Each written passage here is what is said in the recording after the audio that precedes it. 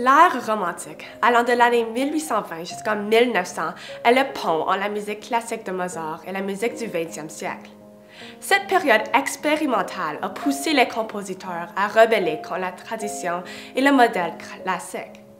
En effet, la libre expression et l'émotion étaient centrales dans ce siècle, créant un art parfait pour le développement du piano. De nombreux genres de musique pour piano et orchestre, tels que les impromptus, les nocturnes, les ballades, les scherzos et fantaisies, ont été créés lors de cette période. Liszt, Schumann, Mendelssohn et Chopin sont tous des compositeurs notables de ce temps. Frédéric Chopin, né ici à Zelazowa Wola, près de la Varsovie, maintenant dans la Pologne, est un compositeur et pianiste polonais-français de la période romantique. Son père, un immigrant français, agissait comme tuteur dans diverses familles aristocrates. La famille de Chopin avait divers talents artistiques, mais d'un très jeune âge, Frédéric Chopin était saisi par la performance de sa sœur et de sa mère au piano. Déjà à l'âge de 6 ans, il créa ses propres chansons excentriques. Au cours de sa vie, il a été invité à jouer dans des soirées privées, jouant pour le tsar russe Alexandre I à l'âge d'11 ans. Sa musique se fait entendre partout en Europe et il est qualifié comme l'un des meilleurs compositeurs de l'art romantique. Il a aussi eu une grande influence sur d'autres compositeurs notables, tels que le compositeur russe Rachmaninoff. Aujourd'hui, ses compositions sont fréquemment jouées au piano et demeurent un passage indispensable à la compréhension du répertoire de piano.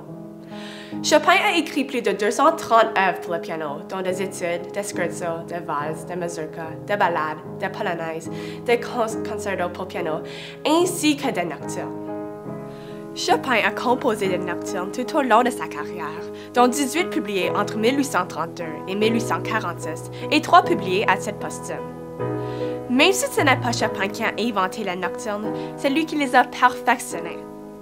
Avec ses longues phrases mélancoliques, inspirées du bel canto italien, les nocturnes nous donnent l'impression de rêve. Les nocturnes sont des pièces centrales à l'époque romantique, étant émotionnelles et passionnées. La première nocturne fut écrite par John Field, un compositeur irlandais en 1832. Cette composition était très unique pour ce temps, commençant par son titre. En effet, au lieu de nommer sa pièce faisant référence à sa forme comme scherzo ou rondo, Field donne un nom plus romantique et obscur, soit nocturne.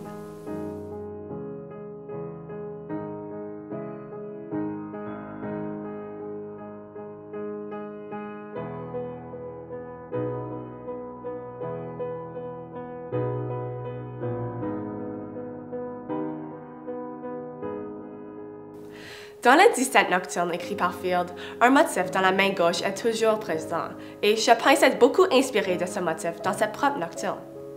En effet, l'ostinato et la note pédale sont deux traits utilisés souvent par Chopin dans ses nocturnes, ainsi que nombreuses de ses autres pièces. L'ostinato fait référence à un motif répété continuellement d'une voix singulière qui peuvent souvent être une variation ou une répétition de la première interprétation.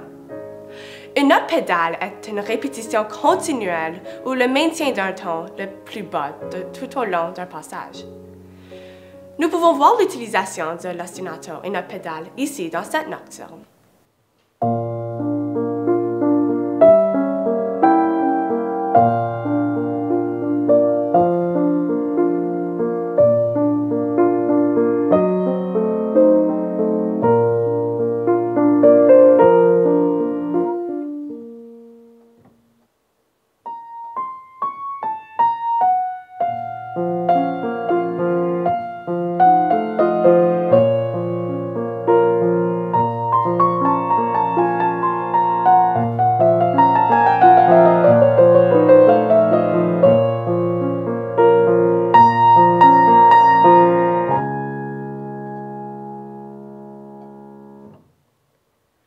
En simplifiant la base en motifs courts répétitifs, Chopin peut se concentrer sur la mélodie.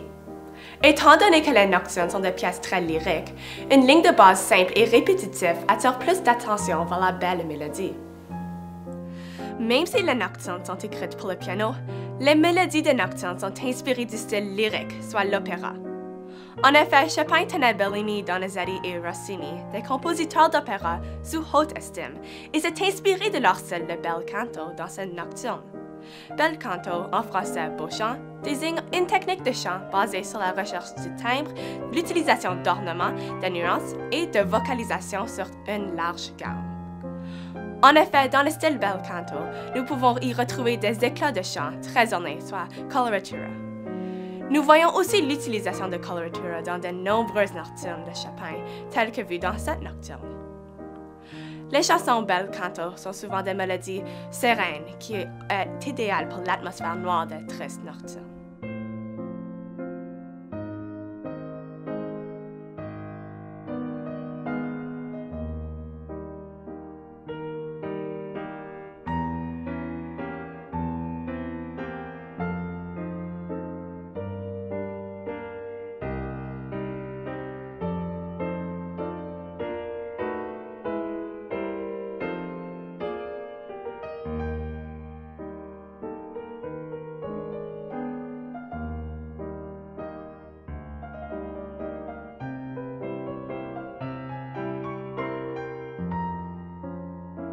Nombreuses émotions sont ressenties en écoutant une nocturne, non seulement à cause des techniques utilisées lors de sa composition, mais aussi grâce à son interprétation. Face à une partition de nocturne, le legato et le rubato sont essentiels. Ceci crée des phrasés fluides et émotionnelles. Avec l'émotion utilisée par l'interprète, ainsi que l'ajout de nuances donnant l'effet de tension et relâchement, ces chansons sont à la fois très dramatiques et sentimentales. Étant des chansons plus tristes, la majorité des nocturnes sont écrites dans une tonalité mineure. Par contre, nous pouvons voir à plusieurs reprises que Chopin va changer la clé de la pièce à sa tonalité majeure relative, donnant l'impression que le brouillard se lève pendant une seconde, puis revient ensuite à la section mineure qui suit très rapidement. De plus, dans une même nocturne, nous pouvons trouver des thèmes musicaux très différents, ajoutant beaucoup de contraste à la chanson. En effet, en regardant cette nocturne de Chopin, elle commence piano avec des termes comme andante, dolce, sempre molto legato, créant une atmosphère très calme.